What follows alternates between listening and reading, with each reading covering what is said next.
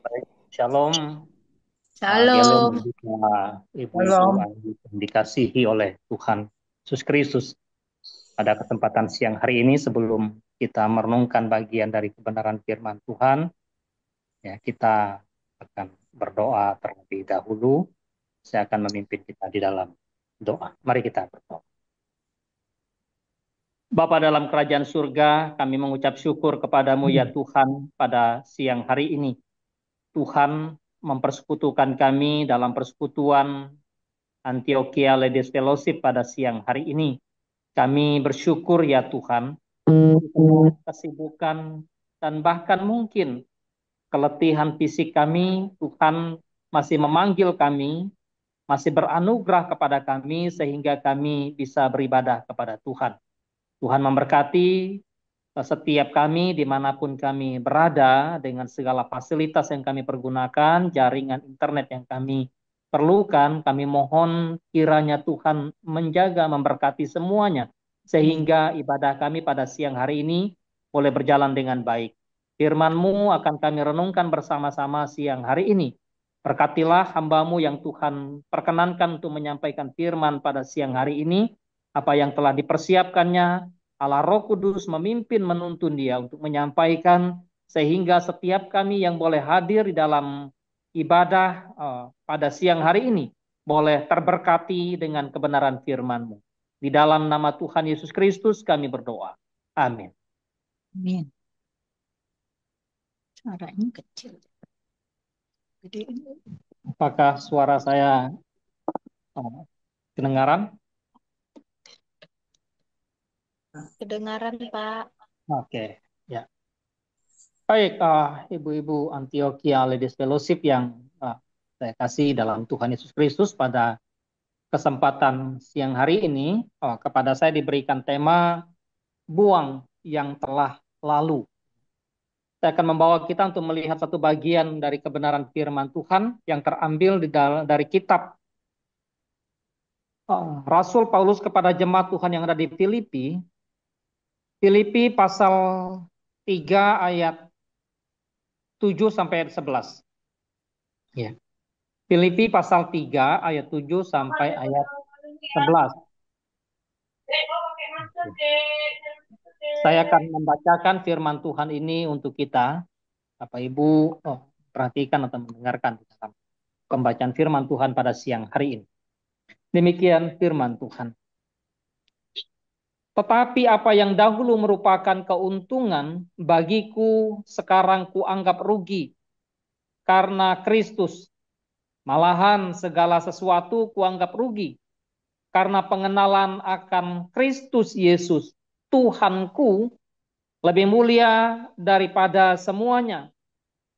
Oleh karena dialah aku telah melepaskan semuanya itu dan menganggapnya sampah, supaya aku memperoleh Kristus dan berada dalam dia bukan dengan kebenaranku sendiri. Karena menaati hukum Taurat, melainkan dengan kebenaran karena kepercayaan kepada Kristus, yaitu kebenaran yang Allah anugerahkan berdasarkan kepercayaan. Yang kukehendaki ialah mengenal dia dan kuasa kebangkitannya dan persekutuan dalam penderitaannya, di mana aku menjadi serupa dengan dia dalam kematiannya, supaya aku akhirnya beroleh kebangkitan dari antara orang mati. Demikian jauh pembacaan firman Tuhan kita pada siang hari ini. Ibu-ibu Antioquia Ladies Fellowship yang dikasihi oleh Tuhan Yesus Kristus, buang yang telah lalu. Kita sebagai manusia, ya tentu saja memahami dan mengerti bahwa fase kehidupan kita itu ada yang disebut dengan fase masa lalu, masa kini, dan masa datang. Ketika kita bicara tentang masa lalu adalah sesuatu yang telah kita lewati, yang telah kita jalani, yang telah kita lakukan, yang telah kita pikirkan, bahkan uh, hal yang sudah kita lewati beberapa jam atau beberapa menit lalu itu pun bagian dari masa lalu. Ya. Oleh sebab itu maka ketika kita memahami bagian masa lalu, tidak ada seorang pun dari antara kita, dari antara manusia yang tidak memiliki namanya hal-hal yang baik dan juga hal-hal yang buruk di masa lalunya. Pasti manusia memiliki dua sisi ini di dalam kehidupan masa lalunya. Ada hal-hal yang baik, tetapi ada juga hal-hal yang buruk. Hal-hal yang baik, hal-hal yang buruk itu yang kemudian membentuk kehidupan kita, mempengaruhi kehidupan seseorang, seperti apa kehidupan masa lalunya, seperti apa kehidupan yang telah dia jalani, itu akan sangat berpengaruh bagaimana kehidupan dia masa kini dan bahkan mempengaruhi kehidupan dia pada masa yang akan datang. Semakin tua usia kita atau usia seseorang, maka semakin banyak hal-hal lalu yang telah dia pikirkan, yang telah dia lakukan, yang telah dia perbuat. Tetapi semakin sedikit atau ketika orang masih muda, maka pengalamannya masih sedikit. Karena itu tidak heran kalau orang mengatakan bahwa seseorang yang sudah usia, maka punya pengalaman yang banyak, sudah banyak makan asam garam, istilah peribahasa mengatakan. Tetapi ketika orang masih muda, maka pengalamannya masih sedikit. Tetapi bukan berarti dia tidak punya masa lalu. Bukan berarti dia tidak punya kehidupan-kehidupan yang telah lalu. Oleh sebab itu, maka hal-hal yang kemudian berkenaan dengan fase kehidupan kita masa kini, yaitu bicara hal-hal yang sedang kita jalani, yang seseorang sedang jalani, yaitu saat sekarang. Ya, walaupun masa sekarang bahwa bicara tentu saja saat ini, jam ini, detik ini, menit ini.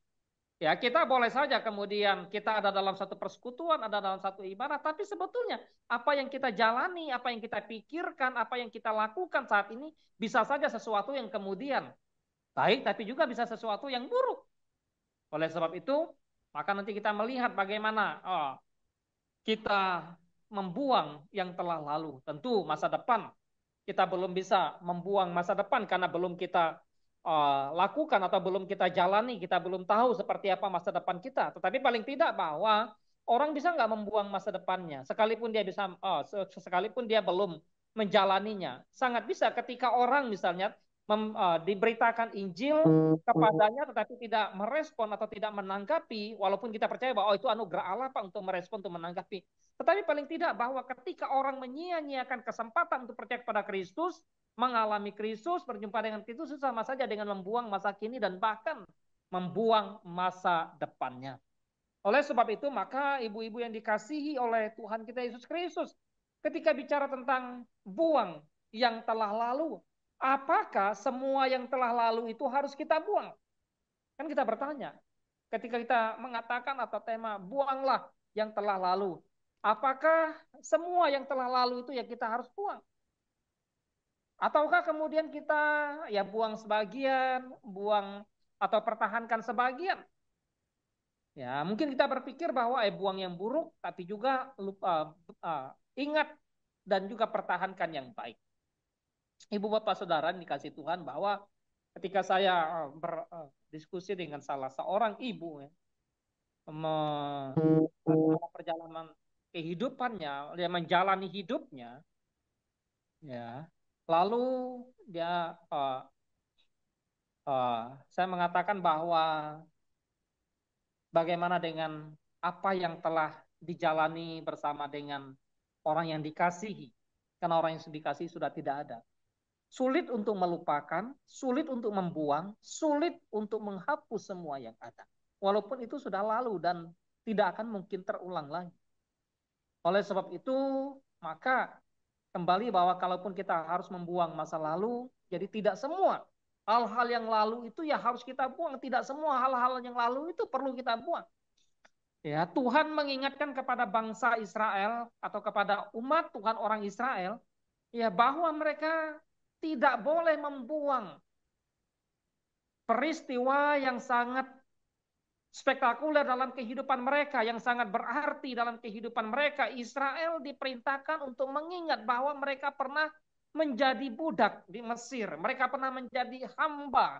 Mereka pernah menjadi orang tawanan. Karena itu Tuhan mengingatkan kepada orang Israel bahwa Ingatlah itu, jangan pernah engkau melupakan, apalagi sampai engkau membuang hal itu. Ya. Itu perlu sekali, penting sekali. Peristiwa-peristiwa di mana mereka mengalami anugerah Allah, pertolongan Allah, keselamatan besar yang Allah berikan kepada mereka. Oleh sebab itu, maka bukan hanya sekadar mengingat, Israel juga diperintahkan oleh Allah. Oleh sebab itu, maka engkau harus berlaku baik, berlaku benar, dan tidak boleh berlaku semena-mena, sesuka hatimu kepada orang asing, kepada hamba-hamba, kepada budak-budak, bahkan kepada orang-orang yang dianggap rendah, dianggap hina, dianggap lemah, karena engkau harus ingat, engkau pun dulu adalah hamba, engkau pun dulu adalah budak, engkau pun dulu adalah orang yang tidak memiliki pengharapan. Israel diingatkan oleh Allah, ya. Jadi masa lalu perlu. Apakah mereka harus buang? Ada yang harus mereka buang, tapi ada yang harus tidak mereka buang.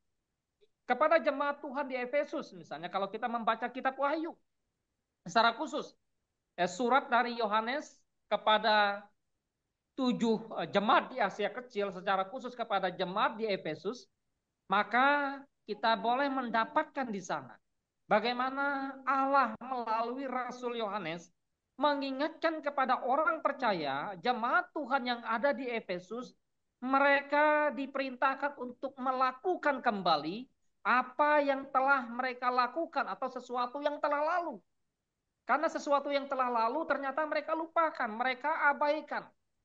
Mereka tidak hidupi lagi. Itu bicara tentang kasih. Jemaat di Efesus adalah jemaat yang pintar, jemaat yang cerdas, jemaat yang mengerti kitab suci secara ajaran, secara doktrin, bahkan mereka bisa membedakan mana doktrin yang salah, mana doktrin yang tidak salah, mana doktrin yang benar, mana doktrin yang tidak benar. Mereka sangat bisa selektif membedakan hal-hal yang baik dan hal-hal yang jahat. Tetapi ada satu masalah yang mereka hadapi, yang mereka alami, yang mereka lakukan, bahwa jemaat di Efesus mereka tidak punya cinta kasih. Seperti ketika mereka pertama-tama menerima Kristus sebagai Tuhan dan Juru Selamat. Kasih mereka menjadi hambar. Kasih mereka menjadi sirna. Oleh sebab itu maka, kalau kamu tidak kembali melakukan sesuatu yang pernah kamu lakukan, yaitu kasih yang mula-mula, jangan heran, maka di dalam teks itu sebetulnya Kristus mengatakan melalui Rasul Yohanes, kaki dian itu bisa aku ambil daripadamu. Oleh sebab itu maka kembali, apakah semua yang telah lalu itu perlu kita buang? Tidak semua perlu kita buang. Di dalam perjalanan kehidupan yang tentu juga kita alami, yang kita sudah lewati, ada banyak hal-hal yang sudah kita pikirkan, yang sudah kita pelajari, yang sudah kita perbuat. Maka ada hal yang baik, ada hal yang tidak baik. Hal yang baik kita perlu ingat. Hal yang tidak baik tentu saja perlu kita lupakan. Hal-hal buruk berkenaan dengan dosa. Tidak mungkin kita bernostalgia dengan dosa lagi. Jadi kembali bahwa seperti hal-hal yang telah lalu. Contoh, hal yang tidak perlu kita buang. Ketika orang menikah, maka ada janji pernikahan. Tidak mungkin ketika kita sudah menikah, maka janji pernikahan itu kita buang. Itu kan sudah lalu, sudah usang. Tidak berlaku lagi dong, kan lalu, perlu kita buang. Kan enggak begitu ya. Kita tetap mengingat dan mempertahankan. Bahkan kadang-kala kita ingat lagi. Ya, aku menerima engkau sebagai istriku atau sebagai suamiku yang sah gitu ya. Aku mengasihi engkau dalam suka maupun duka, dalam senang atau susah, ya, saat engkau sehat atau sakit dan seterusnya ya. Nah, janji-janji seperti itu kan yang sudah lalu, tapi tidak mungkin kita membuangnya. Ya, dan tentu banyak lagi hal-hal yang perlu kita pikirkan bersama-sama di dalam tema pada siang hari ini. Oleh sebab itu, ada apa dengan yang telah lalu? Sehingga kita membuangnya. Dalam teks yang kita baca, maka Rasul Paulus dengan tegas mengingatkan kepada kita. Nanti seperti apa hal-hal yang menurut Paulus adalah hal-hal yang perlu dia buang. Ya. Di dalam perjanjian lama, Yesaya juga mengingatkan kepada umat Israel. Ya, firman-Nya Yesaya 43 ayat 18 sampai 19 demikian. Janganlah ingat-ingat hal-hal yang dahulu dan janganlah perhatikan hal-hal yang dari zaman purbakala. Lihat, aku hendak membuat sesuatu yang baru, yang sekarang sudah tumbuh, belumkah kamu mengetahuinya? Ya, aku hendak membuat jalan di padang gurun dan sungai-sungai di padang belantara. Jadi ada hal-hal lalu yang memang Tuhan perintahkan untuk kita buat. Yang memang Tuhan perintahkan untuk kita tinggalkan, tanggalkan. Jangan ingat hal-hal yang dahulu.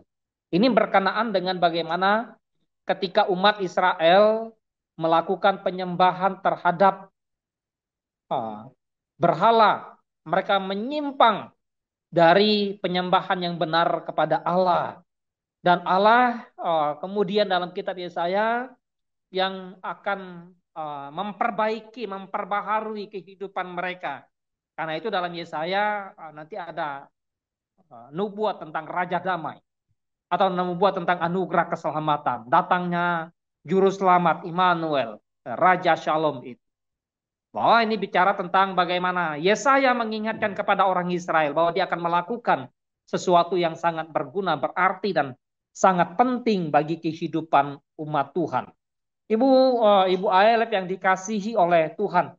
Nah, bicara dari apa yang Paulus sampaikan ketika dia mengatakan bahwa berkali-kali atau paling tidak 2 kali di dalam teks yang kita baca tadi, bagaimana dia menganggap sesuatu yang dahulu keuntungan baginya, tetapi sekarang menjadi atau dianggap sebagai satu kerugian. Hal itu bicara tentang apa? Ya, pertama bahwa hal-hal yang telah lalu, yang Paulus ya, tanggalkan, yang Paulus lepaskan, yang Paulus buang dan anggap sebagai sampah, adalah bicara tentang pertama, konsep pengajaran, pemahaman, pengertian yang tidak benar. Kenapa? Karena kalau kita membaca ayat 1 ya, Paulus mengingatkan kepada orang di Filipi agar hati-hati terhadap anjing-anjing, atau dalam konteks anjing-anjing itu adalah pengajar-pengajar sesat. Hati-hati terhadap pekerja-pekerja yang jahat. Ya. Maka ada ajaran, ada pemahaman, ada filosofi yang tidak benar yang kita miliki, yang dahulu sebetulnya kita warisi dari nenek moyang kita, warisi dari leluhur kita, warisi dari orang-orang di sekitar kita, bahkan barangkali dari dunia, ya, yang kemudian kita terima, kita dengar, lalu kita terima mentah-mentah. Sekarang kan, ya tentu hal yang mempengaruhi ajaran juga banyak dari dunia sekularisme. Ya. Wah, misalnya di gereja sono kok ngajarnya begini gitu ya. Di gereja sono sebelah sana ngajarnya ini. Bahkan dari orang yang tidak mengenal Kristus ngajarnya pemahamannya begini gitu ya. Jadi pemahaman, konsep, pengertian yang salah, yang tidak benar tentang kebenaran iman Kristen yang sudah ada di dalam otak kita, yang sudah ada dalam benak kita, pikiran kita, hal itu yang tentu bagi Paulus bahwa itu perlu dibuang. Ya. Paulus bicara tentang bagian itu sebetulnya ya, dalam bagian lain, karena itu pemahaman pengenalan Paulus akan Kristus itu baru dia mengerti, baru dia terima setelah atau ketika dia mengalami perjumpaan dengan Kristus dalam perjalanannya ke Damsik. Upaya dia untuk menganiaya jemaat Tuhan.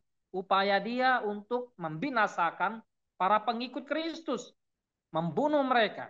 Sebelumnya dia tidak mengenal Kristus, pengajaran, pemahamannya tentu tidak seperti yang Kristus ajarkan, tidak seperti apa yang Kristus sampaikan kepada para rasul pendahulu dari Paulus itu. Karena itu bagi Paulus sebelumnya, konsepnya, pengajarannya, pemahamannya, membunuh orang yang berbeda paham dengan dia adalah sesuatu yang sah, sesuatu yang wajar, sesuatu yang baik. Wah, kita bunuh saja nih para pengikut Kristus, bunuh aja murid-murid yang mengikuti ajaran jalan Allah zaman itu. Paulus menyetujui pembunuhan terhadap Stefanus. Paulus hadir di situ. Bahkan Paulus memegang kuasa, surat kuasa dari Mahkamah Agama untuk apa? Untuk melakukan pembunuhan terhadap orang-orang Kristen, orang-orang percaya pada waktu itu. Ini dampak dari apa? Dampak dari pemahaman, pengajaran, konsep yang salah, yang belum dimengerti dengan benar oleh Rasul Paulus, walaupun dia adalah seorang ahli Taurat, seorang Farisi yang sangat memahami, mengerti, tetapi kembali bahwa ternyata pengertiannya, pemahamannya masih keliru. Dan itu perlu dibuang, perlu ditanggalkan, perlu dilepaskan. Ya, bagaimana ketika Paulus nanti ya, kita melihat bagian lain. Ya, tindakan atau perbuatan yang jahat itu harus kita buang. Buang yang telah lalu. Ya, ada perbuatan jahat apa yang kita lakukan? Ya. Paulus, kalau kita membaca perjalanan kehidupannya, tentu saja dia banyak punya perbuatan yang jahat. Sekalipun dia seorang ahli Taurat, seorang Farisi, anak muda yang begitu pintar. Tapi ternyata perbuatannya ada perbuatan yang jahat. Sebetulnya dalam kehidupan keberagamaan pun, ya barangkali kita juga bisa terjebak di sana. Secara pemahaman, pengertian mungkin kita ya mengerti, memahami. Tetapi dalam hal tindakan, dalam hal perilaku, dalam hal cinta kasih mungkin adalah kita gambaran dari orang yang agnostik. Ya. Karena itu hal inilah yang perlu kita buat.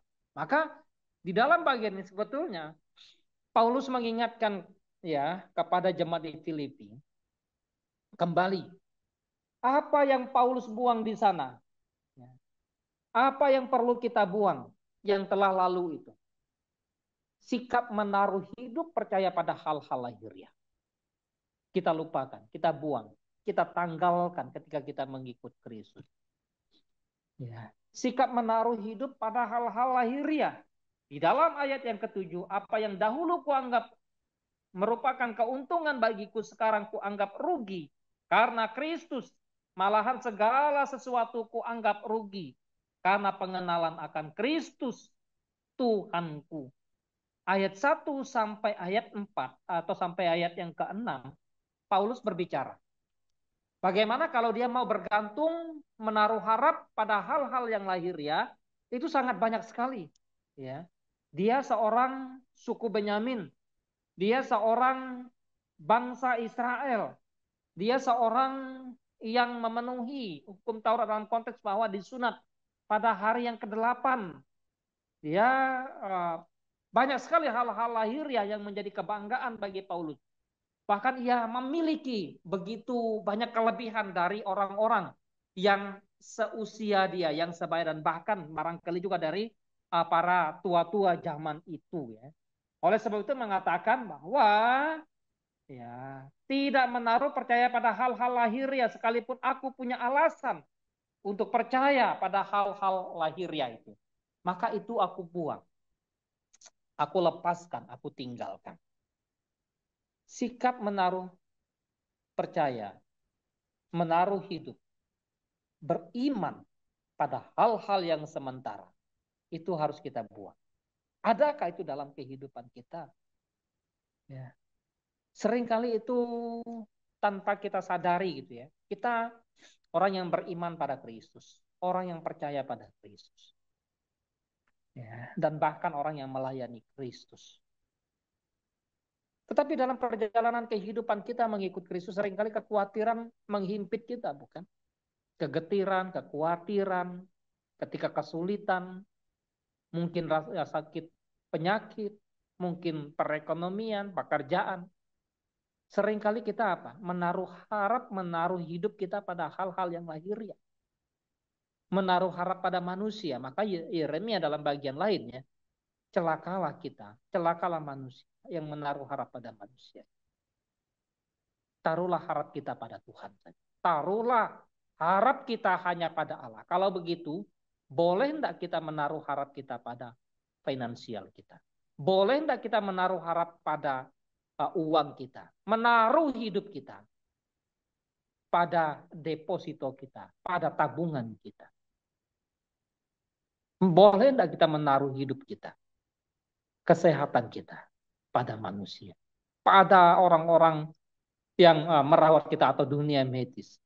Itu hanya sementara, sebatas saja. Tetapi kembali bahwa penjamin hidup, pengharapan kita ada pada Tuhan kita Yesus Kristus.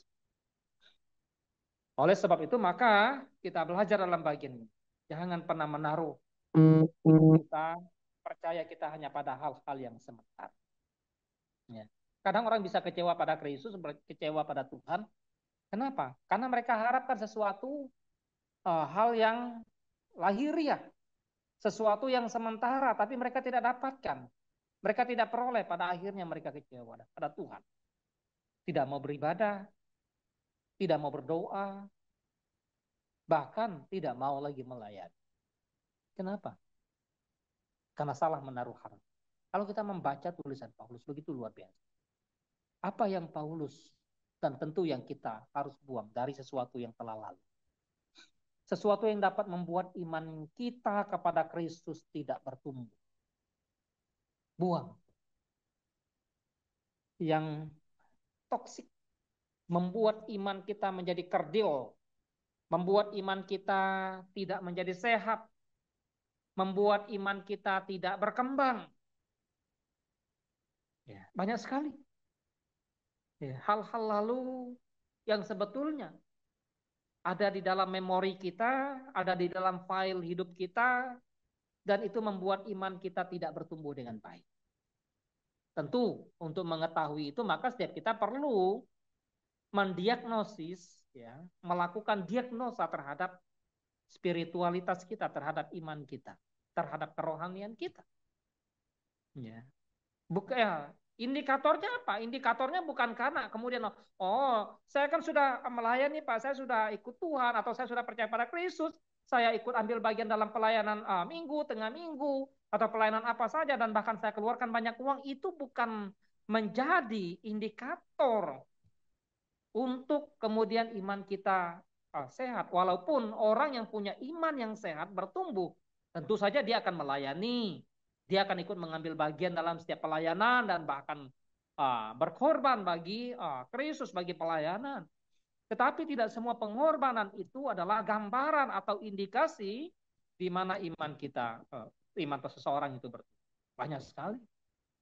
Ya, orang bisa memberi sedekah karena tujuannya beda, orang bisa memberi ini karena ingin apa misalnya ya. Tetapi sesuatu yang dapat membuat iman kita kepada Kristus tidak bertumbuh, itu perlu kita tinggalkan. Pekerjaan iblis selalu, ya, selalu mengingatkan kita akan dosa, bukan mengingatkan kita akan kasih Kristus yang telah kita alami. Pekerjaan iblis itu selalu mengingatkan kita kepada hal-hal yang kita pikirkan, yang kita perbuat, yang kita lakukan di masa lalu yang berkenaan dengan hal-hal yang tidak sesuai dengan firman Allah. Sehingga mengintimidasi kehidupan kita dan kita bisa menjadi tersandera oleh masa lalu kita. Karena itu membuat iman tidak bertumbuh.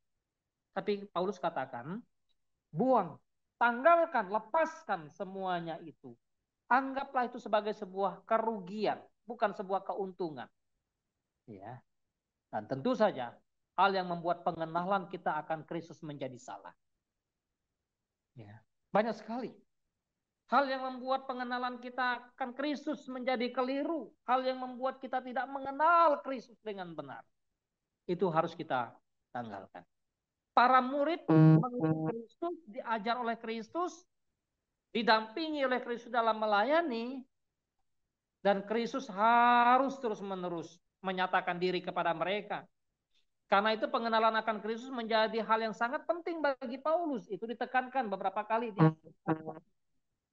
Ya, supaya aku memiliki pengenalan akan Kristus. Maka di dalam sebuah percakapan Kristus dengan para muridnya, Ketika orang salah mengenal tentang siapa Kristus, menurut kata orang, siapakah anak manusia? Ya. Lalu para murid mengatakan, ada yang mengatakan salah satu dari nabi, Elia yang akan datang, dan seterusnya. Oke, itu menurut kata orang. Sekarang menurut katamu. Menurut kamu siapakah anak manusia? Maka Petrus tampil. Engkau adalah Mesias, anak Allah yang hidup. Itu bukan dari engkau, Petrus. Berbahagialah engkau. Karena Bapakkulah yang memberitahukan kepadamu. Karena Bapakkulah yang menyingkapkan bahwa engkau tahu siapa aku sebenarnya. Para murid ketika dalam perjalanan, waktu mereka mengarungi kehidupan laut, samudra raya dalam kegelapan, mereka tidak mengenal Kristus yang datang pada mereka. Ketika Kristus sudah menyatakan kuasanya, menenangkan air, meredakan danau, dan bahkan gelombang badai yang menimpa kehidupan mereka, mereka sadar. Sungguh dia ini anak Allah dan sebagainya. Di dalam kehidupan orang Kristen, seringkali mengenal Kristus hanya sebatas melalui mujizat. Hanya sebatas ketika Kristus melakukan mujizat. Entah menyembuhkanlah, entah memberikan harta kekayaan, entah hal-hal lain. Tapi tidak mengenal Kristus dengan sempurna ketika mengalami suatu kesulitan, mengalami suatu penderitaan, mengalami suatu pergumulan. Ini memang tidak mudah. Memang tidak mudah. Oleh sebab itu hanya orang yang punya iman yang teguh, yang kuat, yang bertumbuh dalam Kristus yang mampu memahami. Ayub, seorang yang setia, saleh, takut akan Tuhan, mampu memahami. Istrinya mengatakan, udah, jangan lagi engkau percaya pada Tuhan. Lupakan, ya, tinggalkan, dan seterusnya. Oleh sebab itu, maka ada hal-hal yang lalu yang mengikat kita, yang membuat kita untuk tidak bertumbuh, untuk tidak menjadi maju, untuk tidak menjadi mengenal Kristus dengan baik, buang itu. Istri Lot melihat harta kekayaan yang mereka peroleh, yang mereka miliki ketika mereka tinggal di Sodom dan Gomora. Maka ketika Allah memerintahkan dan membawa mereka keluar, Allah mengingatkan jangan toleh ke belakang, jangan lihat ke belakang. Tapi hatinya begitu berpaut dengan apa yang ada, yang mereka miliki selama ini. Pada akhirnya apa? Dia menjadi tiang garam. Apa sih tujuan? Sehingga kita perlu membuang hal yang telah lalu yang berkenaan dengan tidak seturut dengan kehendak Allah itu. Ya. Pertama, kita memahami dari apa yang Paulus sampaikan dalam bagian. Tujuannya adalah apa? Supaya kita boleh kenal Kristus lebih dalam lagi ya.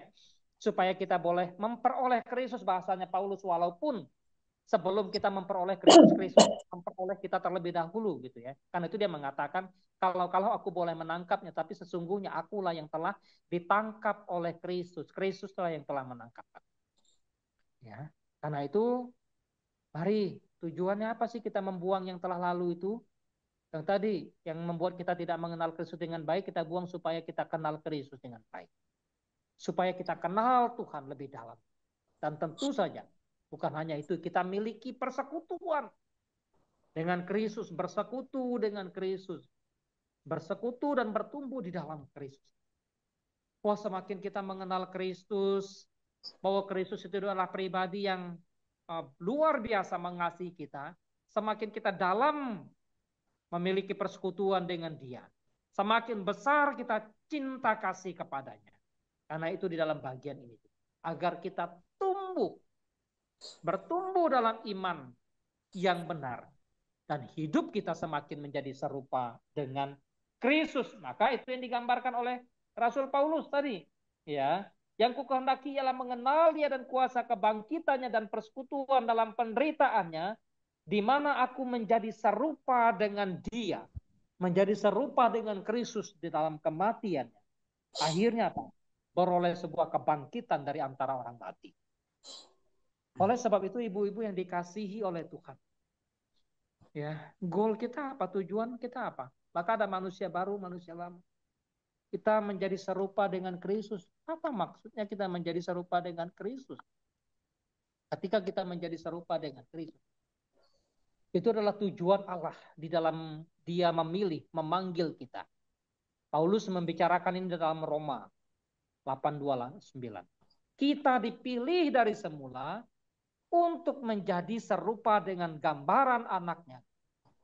Ya, karena itu bersyukurlah kita kepada Tuhan dari antara manusia yang berdosa, dan bahkan mungkin orang yang paling berdosa. Saya mungkin bahwa ketika saya merenungkan dari antara orang yang berdosa, saya adalah orang yang paling berdosa. Tapi bersyukur pada Allah. Kalau Allah mau pilih, Allah mau pakai, Allah mau anugerahkan keselamatan. Di dalam Efesus juga Paulus singgung. Kalau kita mempelajari di dalam Injil-Injil, misalnya Injil Matius, Yesus Kristus mengingatkan, belajarlah padaku, sebab aku rendah hati dan lemah. Menjadi serupa dengan Kristus. Apakah iya? Sanggupkah kita menjadi orang yang rendah hati? Sanggupkah kita menjadi orang yang lemah lembut? Udah belum? Wah, jangan-jangan saya orang yang memiliki keangkuhan, kesempurnaan, bahkan bertentangan dengan apa yang Kristus ajarkan, bertentangan dengan apa yang Kristus perintahkan. Kristus dalam panggilan juru selamat. Ya, belajarlah padaku, sebab aku rendah hati, aku lemah lembut. Tentu saja belajar pada Kristus, hidup seperti Kristus atau hidup serupa dengan Kristus. Hidup punya cinta kasih. Sama seperti aku telah mengasihi kamu, hendaklah kamu pun mengasihi. Sama seperti Kristus telah mengasihi, aku pun atau kamu harus saling. Kasih Kristus sudah ada belum kepada kita? Kalau kasih Kristus sudah ada kepada kita, pertanyaan, mampukah kita memiliki cinta kasih seperti Kristus mengasihi? Jangan-jangan menginginkan kehancuran, menginginkan kematian, dan menginginkan kerusakan dari orang, bukan menginginkan satu pembaharuan kehidupan yang lebih baik. Siapa yang ada dalam Kristus, ia wajib hidup sama seperti Kristus setelah itu. Hidup sama seperti Kristus setelah itu. Tentu kita bisa mendalami lagi hidup sama seperti Kristus setelah hidup seperti apa sih? Maka Rasul Petrus ketika dibunuh, Kristus mati disalib kepala ke atas. Waktu dibunuh, orang mau menyalibkan dia dengan kepala ke atas. Petrus katakan, saya tidak layak mati seperti Kristus mati.